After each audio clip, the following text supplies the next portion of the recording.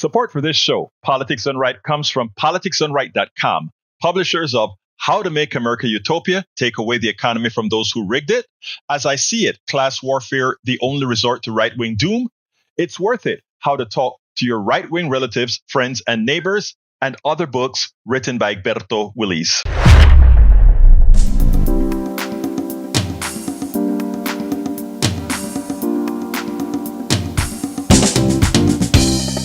Welcome to Politics Done Right. I am your host, Egberto Willis. This is a progressive program that will take the mystery out of politics. This is the program that will encourage you to make sure government becomes we the people. Whether you are liberal, progressive, conservative, or otherwise, you get to air your point of view. We are an independent media outlet that, unlike mainstream media beholden to corporations, we only owe allegiance to you. Remember, you can also send me a tweet at EGBERTO. Support for this show, Politics Done Right, comes from politicsdoneright.com, publishers of How to Make America Utopia, Take Away the Economy from Those Who Rigged It, As I See It, Class Warfare, The Only Resort to Right-Wing Doom, It's Worth It, How to Talk to Your Right-Wing Relatives, Friends, and Neighbors, and other books written by Egberto Willis. Welcome to Politics Done Right. I'm Egberto Willis, your host. Good morning, Houston. Good morning, Harris County. Good morning to the great state of Texas. Good morning to Northeast Texas, Southeast Texas, Southwest Louisiana, Northwest Louisiana, and all the nooks and crannies receiving the signals from our 100,000 watt transmitter into those magical boxes known as Howard machines, aka radios. Anyhow, folks, we're going to have a great show for you today. Welcome aboard to our international listeners, watchers, however you consume our programs via the internet, formerly known as ARPANET, created by whom? We the people, created by you, your intellect, your work, your worth. Folks, we have to get back to where it's all done. It's all about you, not about the few. Anyway, before we get busy, let's go to the studio, to the geniuses that keeps the tin cans and wires and all these things working perfectly, at least 99.9% of the times. That is true. Tin cans and dental floss is what we use. We've upgraded. You get more frequencies with dental floss than you do a regular string. It's like AM radio compared to FM radio. Is that unwaxed or waxed? Oh, I don't know. It just works, man. That's all I care about. I was over here sleeping in my cranny when I heard my name, so here I am. And back in the sun. Got something exciting going on today. Ronnie and Tom, the R&R show, will be coming to you live from Christian's Tailgate from 1 to 3 this afternoon. So we want you to listen in, maybe come hang out with Ronnie and Tom because they're really fun guys, and just have a good time. And Jack has an entire page of wisdom here today to hijack your show. Talk to me, Jack. Talk. Today. Good morning. He does it all the time. How are you doing? Good morning, brother Jack Van Bibba. Well, this one goes along with your post this morning, so I'm not going to hijack it too bad. Okay. All right. Let's hear it. Seniors. The GOP Republicans seek to destroy the Social Security system. Excuse me. Choked you up, did it? Yeah. Okay. Why is the Republican right always choosing to work against the people instead of for the people? The secret is not so secret. The corporations don't want to pay their fair share of Social Security taxes or unemployment compensation, or for that matter, any taxes at all. The GOP Republican politicians are all too happy to cheat seniors out of their Social Security benefits to benefit the corporations as they seek to destroy and undermine all social support for the people, the poor, the working poor, and yes, the middle class too. So seniors, get out and vote against the corporate-owned politicians that are attempting to take Social Security benefits from you, the people. Period. You can bet I'm going to be voting. I'm voting against them. No, yeah. I'm not voting. And, I'm actually not voting for anyone. I'm voting against certain parties. That's sad. This is the way it's been in the past couple of elections. When they ran the current Republican candidate and Hillary Clinton, I voted third party because I couldn't vote for either one of them. I thought, oh my God, this is the worst choices. Then next we had even more worse choices. And now they're slightly better, but I'm still voting against the Republican Party candidate. I'm going to use my vote to vote against someone, not for someone. Let me tell you something, guys. We have to reach a point. Where we do the primaries correctly and start voting for someone. It is so important that we start doing these things. But anyway, before we get busy, John Carter is in the house in the chat, and he says, "Good morning, Egberto and Neil." And you guys, it's Thursday, so you all know which Neil John Carter is talking about. It's the one and only founder of the Houston Democracy Project, HoustonDemocracyProject.com. El Señor Neil Aquino, welcome to Politics Done Right on Thursday, my brother. Great. How you doing? Great. Thank you, studio. Thank you. John Carter is president of the Humble Democrats and Humble Democrats. You can go Humble Democrats. They have a carpool canvas, which has been a thing this year on Saturdays and Sundays. To eliminate some of the heat and make some of the going between houses easier, someone drives, so they need a driver. Humble Democrats, and that has been I think a concession to the heat. You've seen multiple Democratic clubs do their door-to-door canvassing that way this year. John also is out frequently on his own, I believe. He's canvassing midweek. He has the opportunity because of his hours to do that. And you can actually go to the website of the Harris County Democratic Party, and they have a list of candidates whom are actually knocking doors. And maybe I'll pull that. Maybe we'll talk about that later. But there's actually a list of candidates. How many doors they've knocked is listed in VAN, which is a tool that used to give addresses and the Democratic or Republican scores or proclivities of the voter you're talking to. And Senator Molly Cook has been at the top of the charts. And I actually want to give a shout out because two judges who've been knocking doors. This is important, and this gets to the themes.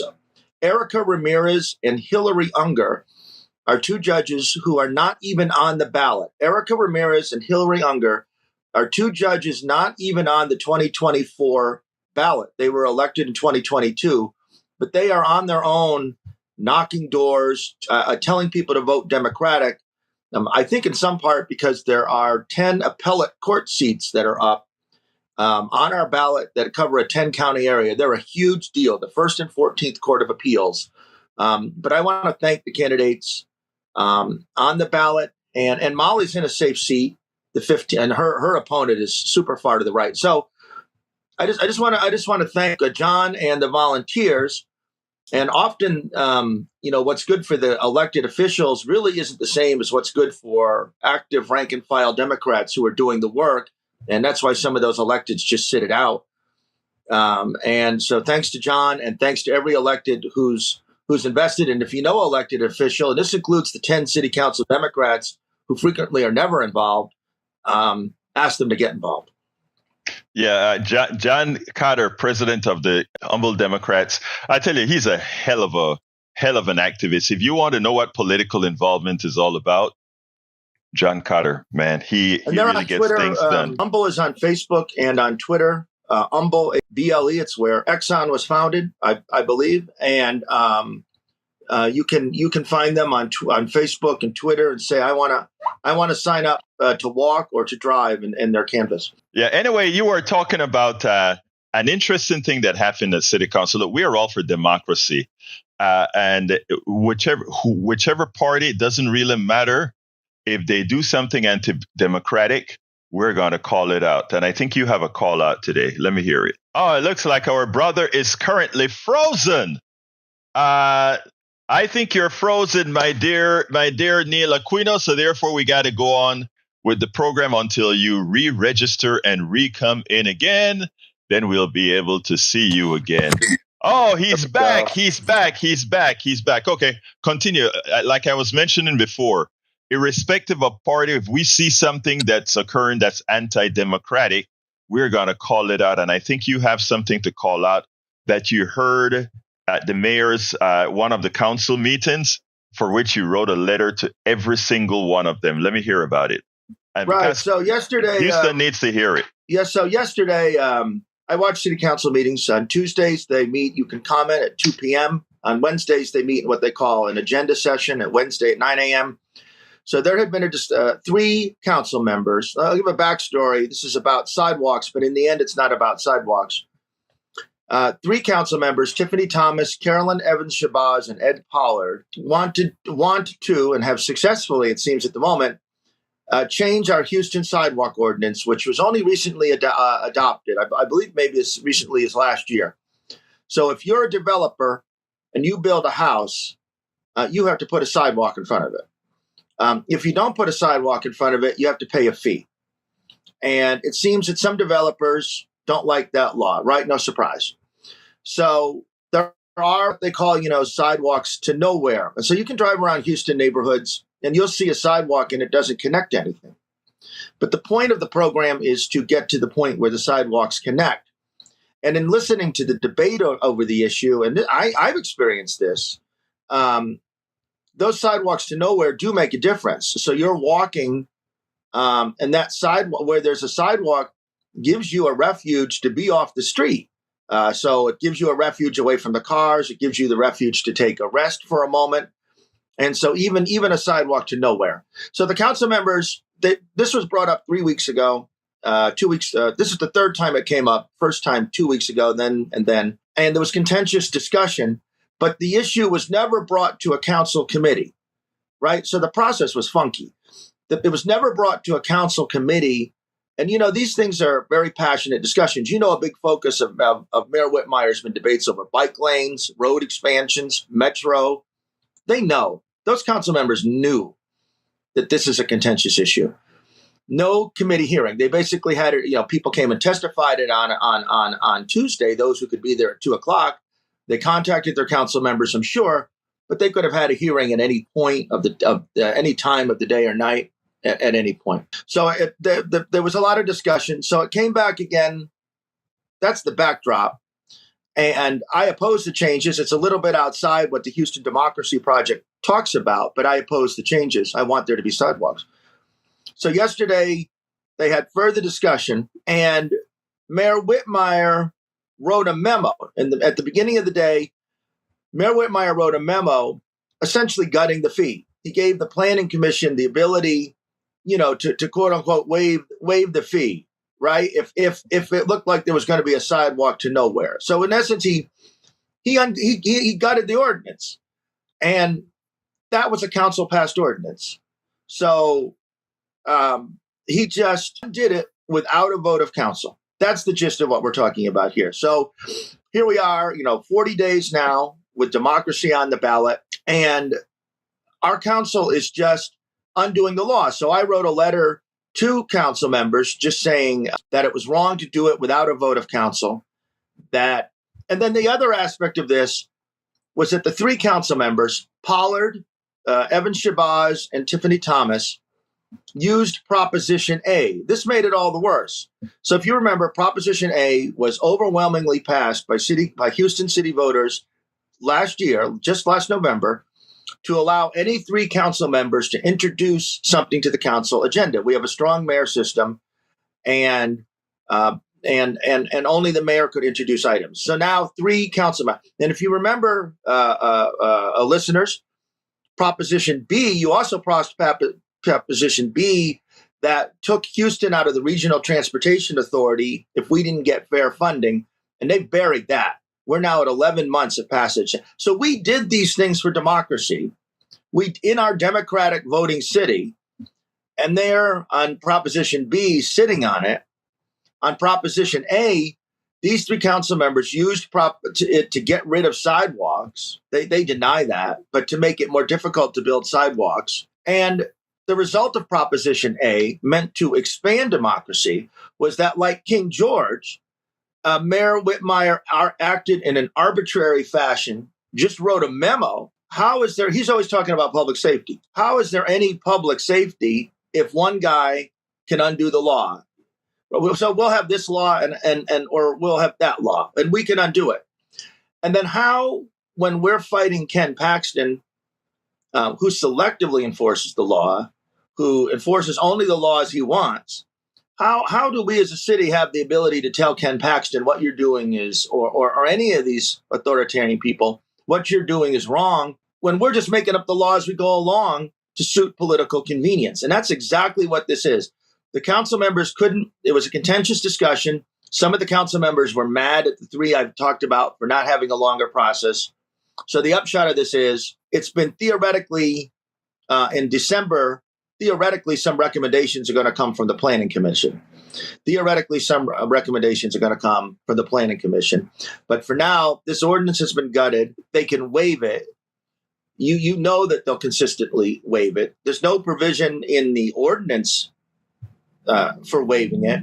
And the last thing I'll say is, Mayor Whitmire, this is, this is a citywide issue. This isn't just, it isn't even affluent areas or well-developed areas often don't have sidewalks.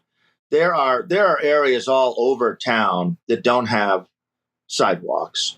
And Councilmember Alcorn wants a sidewalk bond, which would be great. But as we've talked about before, there on the show, there's all sorts of unmet needs in the city. So the upshot here is that we had this ordinance, and it's gutted by arbitrary means, potentially to suit developers. That's been suggested, and that's the wrong thing to be doing as we face a crisis of democracy. Now, let me just say, I want to come in here to say one thing, because I didn't know this. I didn't watch the city council meeting, etc. But, here we have the Neil Aquino with the Houston Democracy Project. Yeah, does watch what's going on at city council, which is important. But, we speak a whole lot about the most important government to you is the one right under your nose. Many times, government that we don't pay attention to, that whether that be city council, commissioner for the city, commissioner's court for the county, your school board, all these are entities or pieces of the government that directly affects you. So whether you're listening here in Houston, whether you're listening in Atlanta, right, whether you're listening no matter what part of the country or the world for that matter, remember, when we talk about the interest, why local government is important, it's because the things that directly affects you. Neil is talking about sidewalks today. As you're driving around Houston, or you're biking around Houston, or you're walking around Houston, and you get to certain neighborhoods and you don't have sidewalks. My neighborhood, there's no sidewalks at all in my particular subdivision. Okay. Right. And what's the reason for that? Again, local laws didn't demand that, which would be great. Over here, we have the kids walking in the streets. It's a danger, because there's no sidewalk. So people walk in the streets, and through the neighborhood, the street becomes your sidewalk. The ordinance in Houston to have a sidewalk make sense. Acquiescing to developers by saying, okay, you don't have to pay a fee and you don't have to build the sidewalks. That is, again, something that affects you. So anyway, folks, give us a call, 713-526-5738. 713-526-5738 is the number. I'm taking calls whenever you do call. The other thing, go ahead. Mayor Whitmire has some funky conceptions of public safety. And so it just came out a few weeks ago that there are more traffic deaths in Houston than homicides. Now, that's not a reason to neglect either issue. But the mayor was, the mayor's staff was saying, no, that's a false comparison. So Mayor Whitmire is always talking about public safety. He doesn't seem to consider traffic safety public safety. We know people are walking in the street. And he also doesn't seem to consider threats of authoritarianism, now just 6 weeks away in the election, matters of public safety. He has a $10 million war chest, And other than endorsing Harris Walls because he was getting a lot of pressure, he hasn't said a word.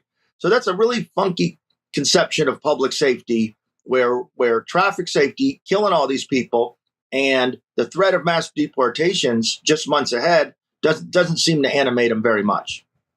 Well, we have to be very careful with all of our politicians because, in one of your blogs, I think that was a couple, maybe last week or so, you mentioned that at this point in time, why is it in a city like Houston, our city councils haven't pretty much disavowed authoritarianism, whereas, right. It is, you can't come out here and say, well, I am voting for the guy who says he's going to be an authoritarian. Or is that the right word? Authoritarian? Yeah.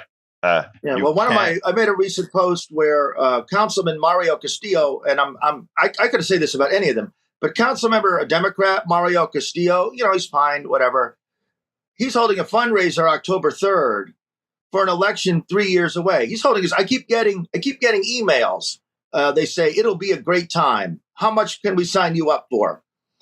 And I wrote a blog post, saying, Councilmember Castillo, why don't you contribute 20% of your fundraiser October 3rd to the general campaign, to the 2024 campaign, or what block walks will you be? So these people just live in a fantasy world. We've got these people campaigning for an election 3 years away, without being overly mindful if there'll be a democracy in 3 years. Yeah, well, a lot of these guys, what they're into is take. And I'm not only talking, I'm talking all these politicians, whether Democratic or Republican, they have a tendency to just take. And, folks we got John Carter who runs an organization or whatever. I wonder how many of them make sure that they're fully funded, but they do take. Anyway, folks, 713-526-5738. I want to take a segue here into Social Security, and then we'll get back to some local issues. But this is a rather important case. A good friend of mine, his name is Lawson, Alex Lawson, was doing some research, etc., and he had something to say. The CBO GOP Social Security plan would cut benefits by thousands, not extend solvency. Look, Social Security, and this is an article in Common Dreams that I found that I had to get out there for people to think. I want all of you to think of your vote. Think about the policies that people say they're going to pass. Social Security defenders have long argued that former Republican U.S. President Donald Trump's return to the Oval Office could spell disaster for seniors, and nonpartisan government analysis, return to the Oval Office could spell disaster for seniors, and a nonpartisan government analysis released Wednesday bolsters their warnings. And listen closely, folks. U.S. House Budget Committee ranking member Brendan Boyle, Democrat of Pennsylvania, asked the Congressional Budget Office to analyze the impact of raising the full retirement age for Social Security from 67 to 69, as various Republican groups have proposed, including Project 2025 in some form, whether directly or indirectly. This report shows that the retirement age to 69 would slash benefits by an average of, hear this, folks, $3,500 a year. Social Security Works Executive Director, my friend Alex Lawson, told Common Dreams, for seniors and people with disabilities, that means not being able to buy groceries, pay a heating bill, or buy birthday presents for their grandkids.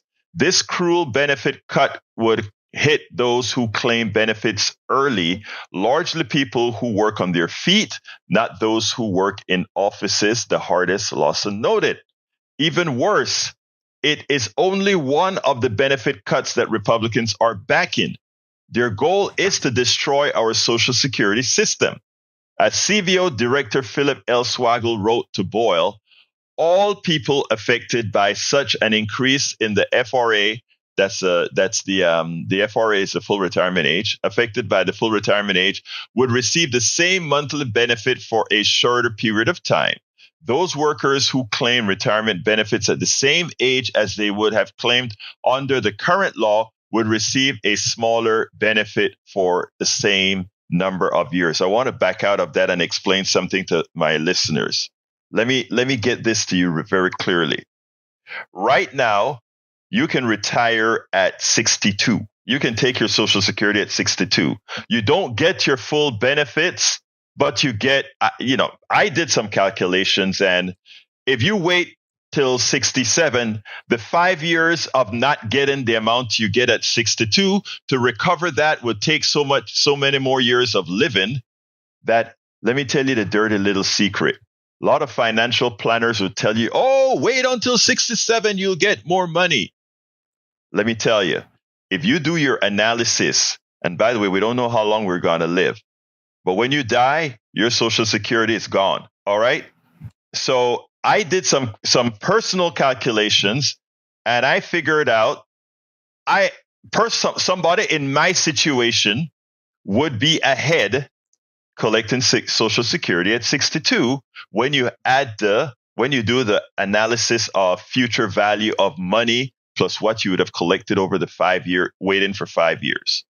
Again, that calculation is a personal calculation. But the evil within just moving those 2 years, what it does is it takes 2 years off of a full retirement benefit that you would get, reduce the amount that you because you're working more that you would ultimately pay in, and screw you. It's a tax increase by a different name.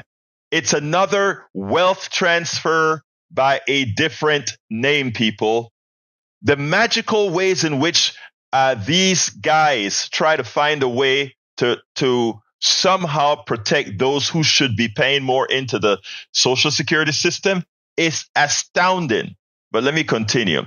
In a statement responding to the report, Boyle's office highlighted that for workers currently in their 30s and 40s who are subject to full retirement age increase, the average annual benefit cut would be 13% or around $3,500 a year. As the Congressman's office pointed out, the CBO also found that though increasing the retirement age would reduce spending, it would not create enough savings to change the expected exhaustion date of the Social Security Trust Fund, which is projected to be unable to pay full benefits by the end of fiscal year 2034.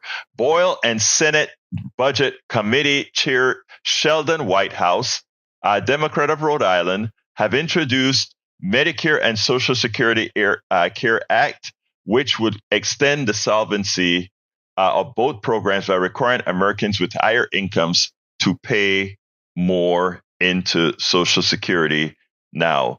Social Security is a sacred promise that after a lifetime of hard work, Americans have earned the right to retire with dignity, Boyle said. The independent, nonpartisan report shows just how devastating Republican plans to rip away hard-earned Social Security benefits would be for Americans. Instead of saving Social Security by making the ultra-rich pay their fair share, the GOP is hell-bent on gutting benefits for the middle class. He warned, specifically calling out Congressional Republican Study Committee and the Heritage Foundation, which is behind Project 2025. Democrats will never stop fighting to keep the promise of Social Security and defend Americans' retirement security from Republican attacks. The CBO report comes less than 6 weeks away from the U.S. general election. Democratic Vice President Kamala Harris is facing Trump in the race for the White House. Before President Joe Biden left the contest to pass the torch to Harris, and the National Committee to Preserve Social Security and Medicare, National United Committee to Protect Pensions, and Social Security Works Political Action Committee were backing him over Trump. All three groups have endorsed Harris. And here's the deal. People think they get ideological with their votes, and many times they vote against their own interests. But this time, supporting these type of arcane policies is not solely voting against your interest.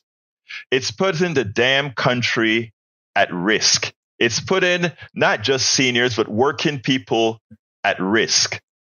One of the purposes of this program, my brothers and sisters, is to inform us on things that you're not quite informed on a regular basis. Right now, if you watch the news, if you listen to the news, you don't hear a lot about Social Security, just in the generalities.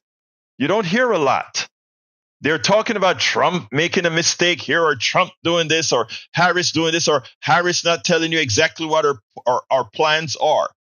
But this is material to you. Your vote matters.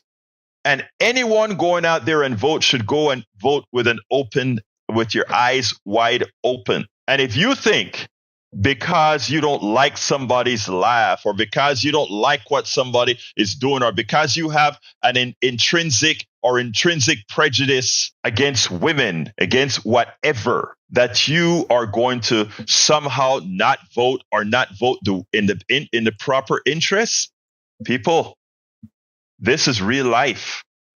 Patrick, come on in. Hey, good morning. Good morning, sir. I've got a question. Mm-hmm. How does council define sidewalk to nowhere? Neil? The term, it's kind of a colloquialism. It's a sidewalk that doesn't connect to another sidewalk. You are walking down the street, and let's say there are 6 houses on the street, and there are only sidewalks in front of 2 of the houses, and not the other 4 houses. It's a sidewalk that doesn't connect to another sidewalk. Okay, so Patrick? On the boundary of the development, if those don't connect to something, does that mean that the entire development is a sidewalk that doesn't connect to anything? The entire. I'm sorry, I'm not sure I understand the question. There are throughout the. I apologize for that. There are throughout the city in all sorts of neighborhoods, regardless of affluence. There are just sidewalks that don't connect. Okay, yeah. What I'm asking is, if a developer has a network of sidewalks and they all connect within the neighborhood, but then outside the neighborhood where the boundary of the plat is, if those don't connect, do they consider all those a sidewalk to nowhere? I think it's not a specific engineering term. It's kind of a term that's just developed, and it's used a little bit pejoratively. It's used to mock the need for these sidewalks. Neil, let me get in here, because that's what I when I saw it on the television when they announced it, it's really the reason they're calling it a sidewalks to nowhere is sort of something that right-wing politicians do with propaganda all the times, right? Right. By saying, the city is forcing us to build a sidewalk to nowhere. What they're trying to say is, look at what regulations is doing. They're forcing us to put a sidewalk here, but on the right side there's a house without a sidewalk, and on the left side there's a house without a sidewalk, or an empty lot that doesn't have a sidewalk. So this is a sidewalk to nowhere. Why are you forcing us to build it? Well, you're forcing them to build it for the future, that in the long run, it will connect, right? So that's the whole issue. Democrats. It's 3 Democrats. It is right. It's kind of a right-wing term or trick of term. They're trying to build a society. They're trying to build a livable society where you can walk down the damn street. Absolutely. So the reason why I asked is that most of the new developments, the first thing that goes in, businesses don't develop until a neighborhood's established. So if a neighborhood is there first and they have a network of sidewalks, those don't go anywhere. And so they might be setting this up to where eventually they're going to get rid of sidewalks on all new developments, at least the legislation for it. Well, that would be a big mistake. Again, like Neil was saying before, they use that term sidewalk to nowhere as a pejorative. In other words, to make people believe that that we're asking developers wrongly to put in something that needs to be there, and also asking them to fund something that needs to be there. Go ahead, Neil. Yeah, let me run with what their motive may be. This has been a big dispute of Mayor Whitmire's term. Get rid of bike lanes, expand roads, not really care about sidewalks. And the mayor will use these demagogic points. He'll say, you in the Heights have an 8-foot sidewalk while they don't have a sidewalk at all, in Denver Harbor. It's a demagogic. It's then fund the sidewalk in Denver Harbor. It's not that the Heights has an 8-foot sidewalk, and of course, and he keeps using that example. But of course, there's plenty of areas in the Heights without sidewalks, residential streets. Look, I'm in Kingwood. My neighborhood, like I said, have no sidewalks, and it's a hazard. Right. It's a hazard because people walk in the streets or they have to walk in your lawn. I mean, it makes no sense. Anything else, Patrick? No, I was just curious. Thank you. I hope I've answered it. I mean, that they seem. I mean, I think a vision is that they don't care about sidewalks and don't build sidewalks. Exactly. Harry, come on in. Good morning, Neil. Good morning, Magic Jack. Good morning, Howard. And good morning, Gilberto Willis. Well, let's just hope that with this election that you're able to vote in people out of that legislature that don't want sidewalks. So Gilberto Willis's neighborhood, they can get the right people in there so they can get the contracts in place so they can build sidewalks so that kids won't be run over by cars and they can, have a place to walk where they can walk to a library, they can walk to a park and it be safe because that just doesn't make any sense. Other things I wanted to talk about.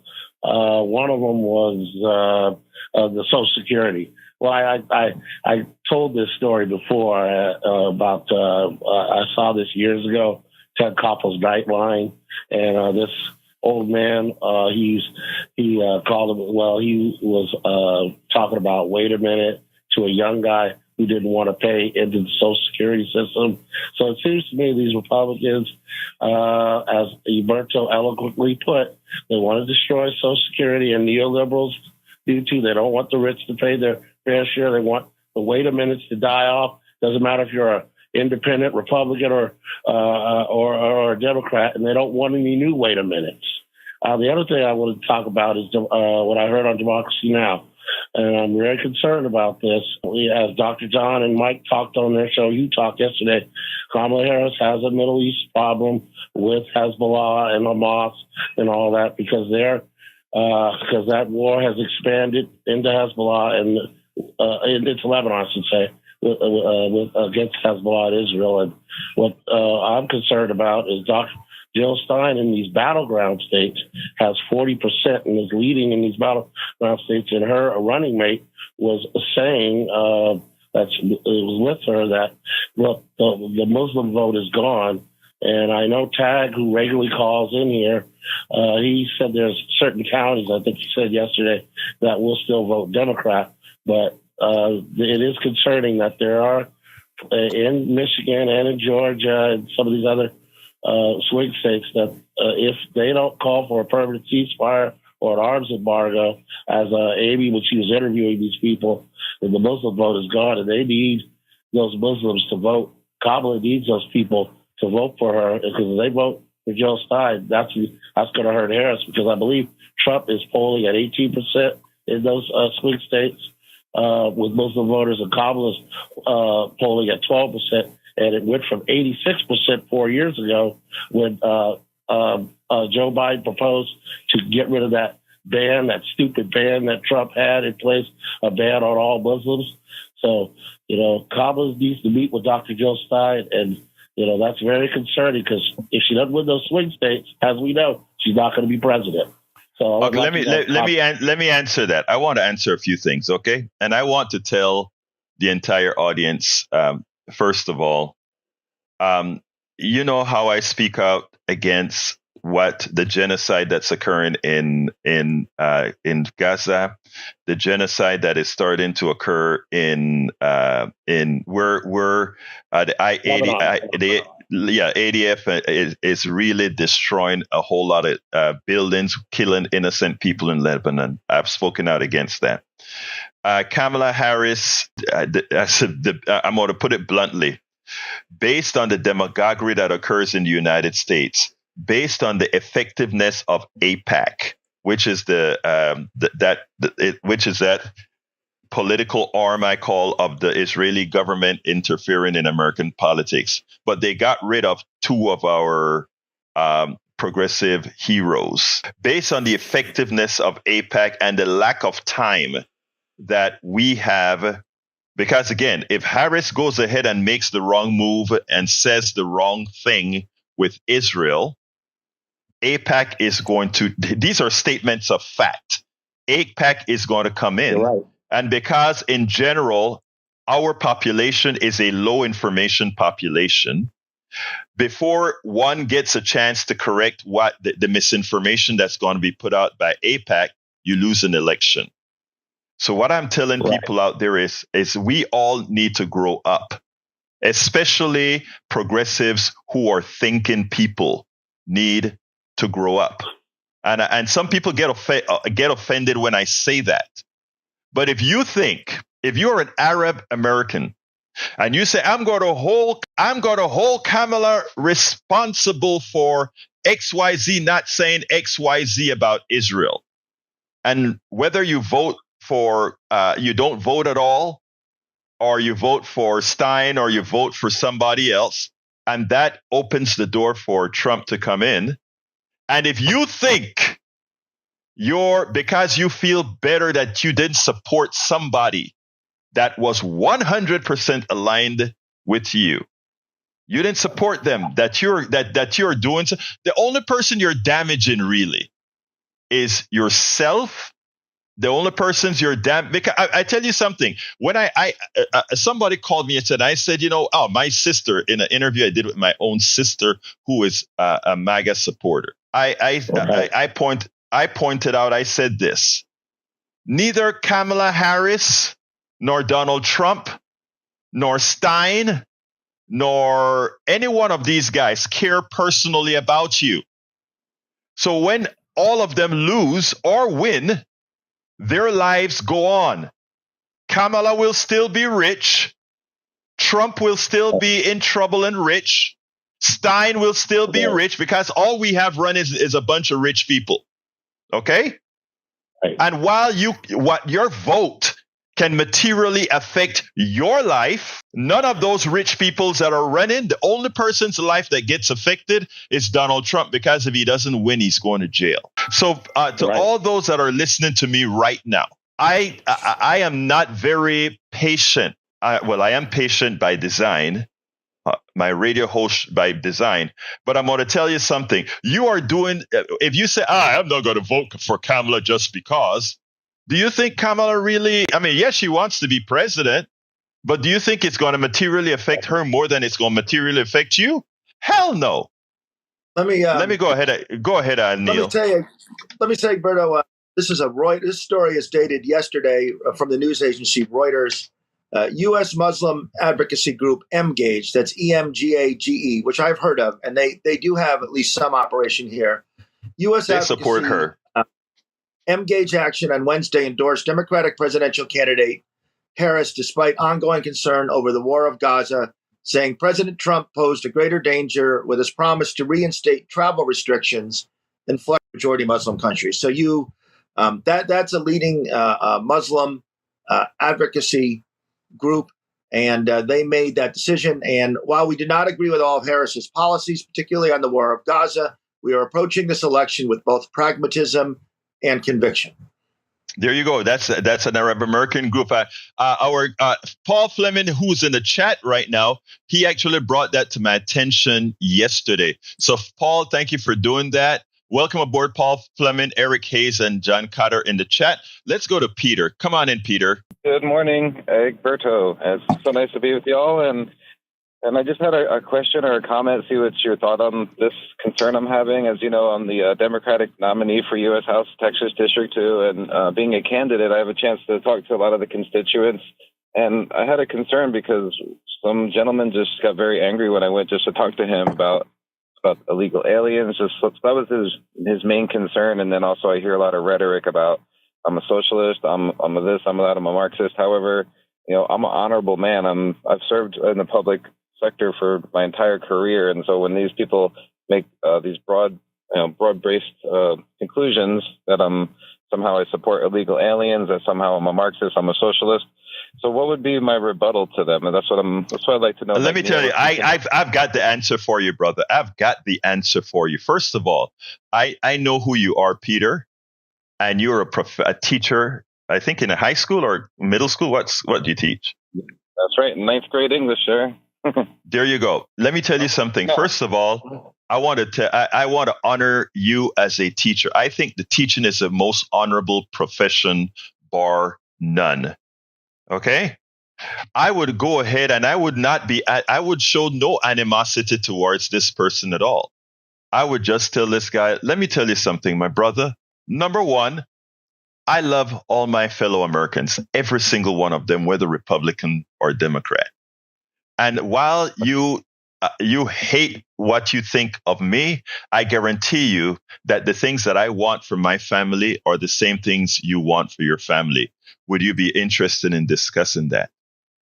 And start it that way. If he still goes bellicose or belligerent, then he has no interest in really. He just wants to talk. So kindly tell him, nice meeting you, and move on.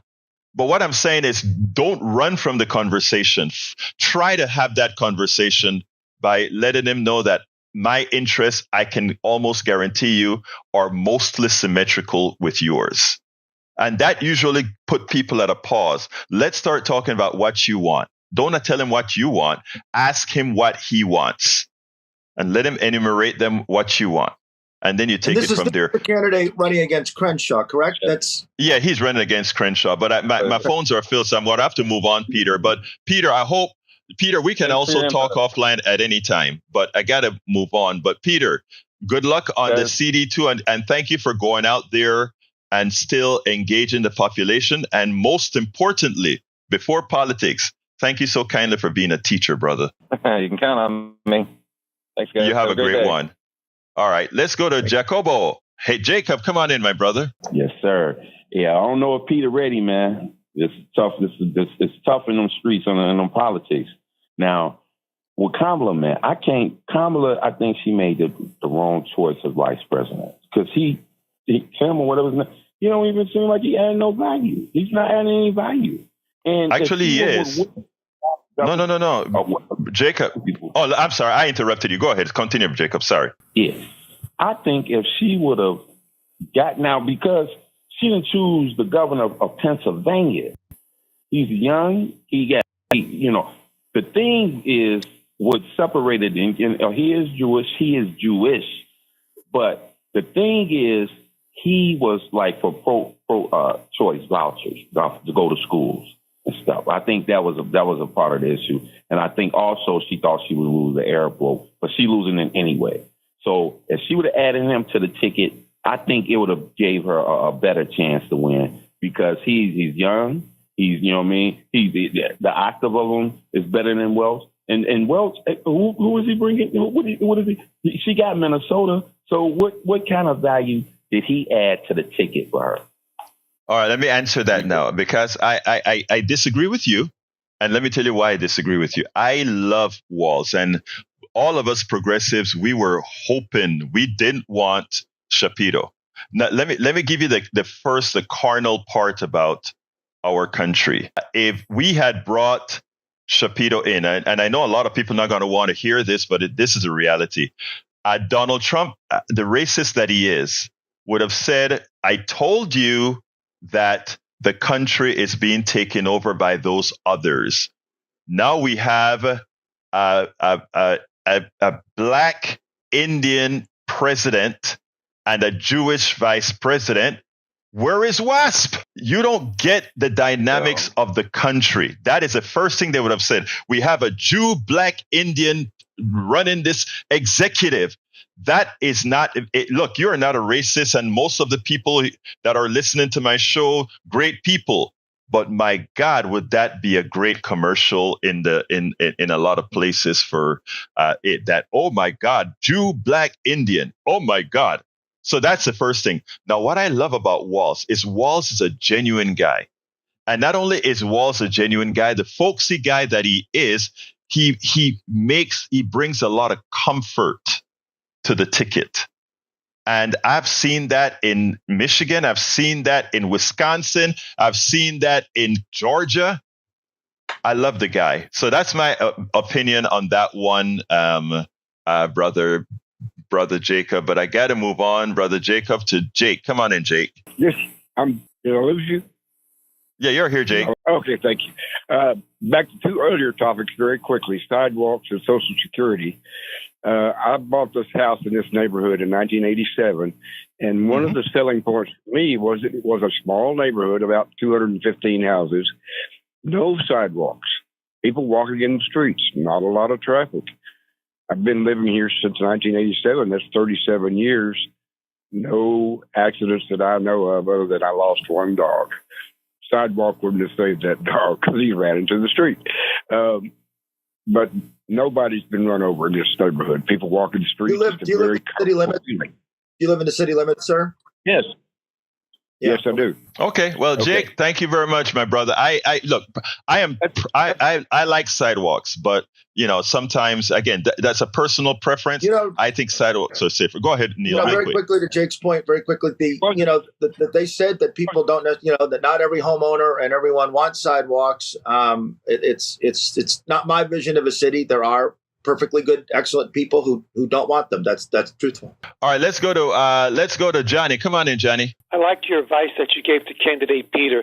It's so simple but genius at the same time.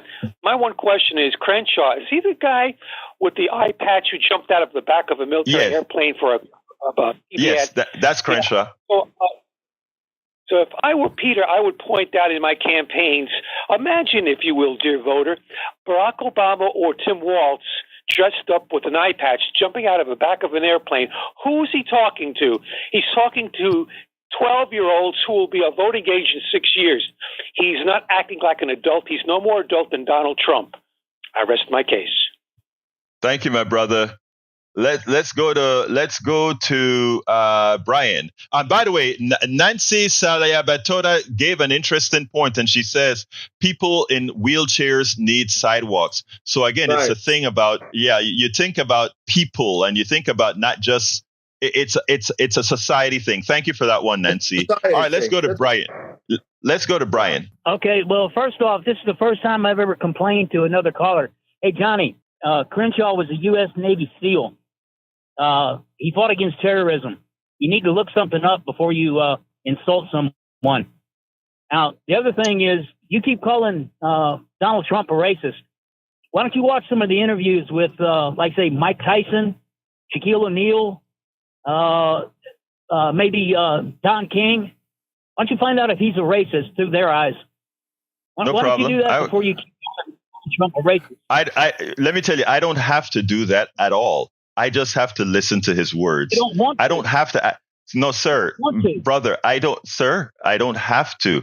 I just listen to what he does. I mean, I watch what he does. Okay. I don't care that, that is like a white friend of mine saying I have black friends. Okay. That doesn't say anything. That is like somebody says I'm married to a black woman, but I'm not big, and that makes me not racist. I think that is a fundamental issue. Racist. When I was a sexist, I was married to a woman. When I was a sexist, I had a sister. When I was a sexist, I had all these things.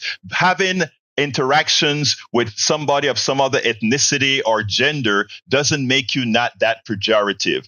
I had to teach myself not to be a sexist. Donald Trump is a racist. Thank you, Brian. I got to go to Peter. Come on in, Peter. Peter, line 6, Peter. All right, let's go to Jake, Peter. Line 3. Okay, Peter, real quick. You got 30 seconds. Patrick? Oh, Patrick. Come on in, Patrick.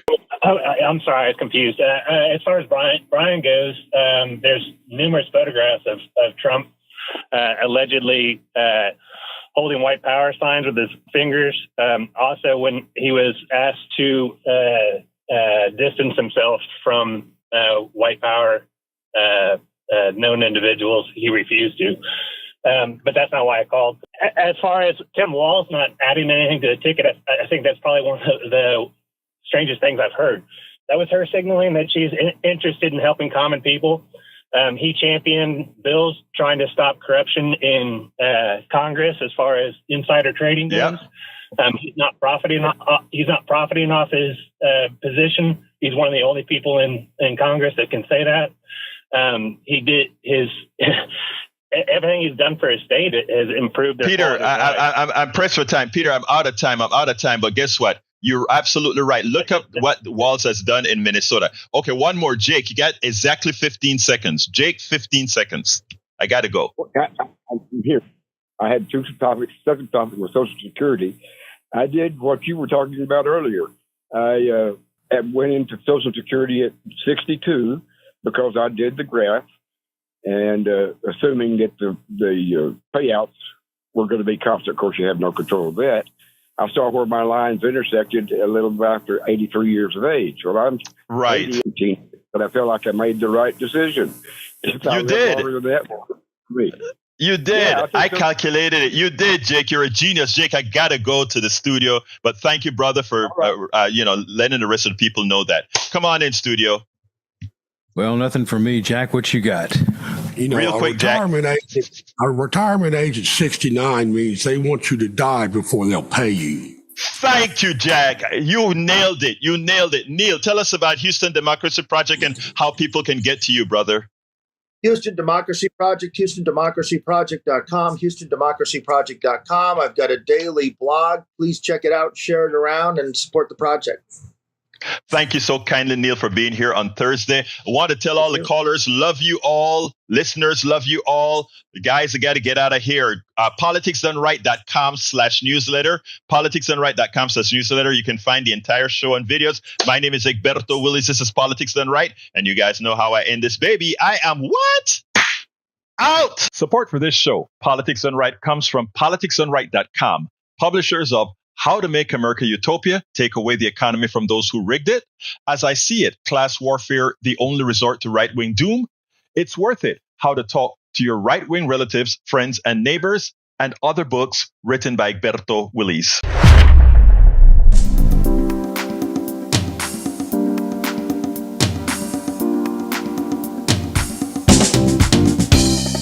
Welcome to Politics Done Right. I am your host, Egberto Willies.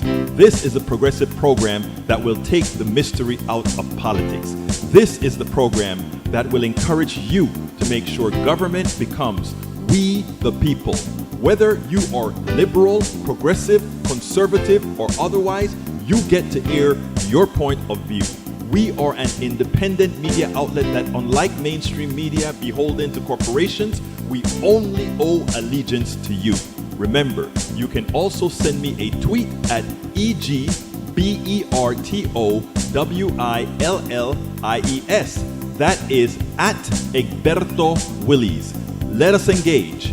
It is Politics Done Right.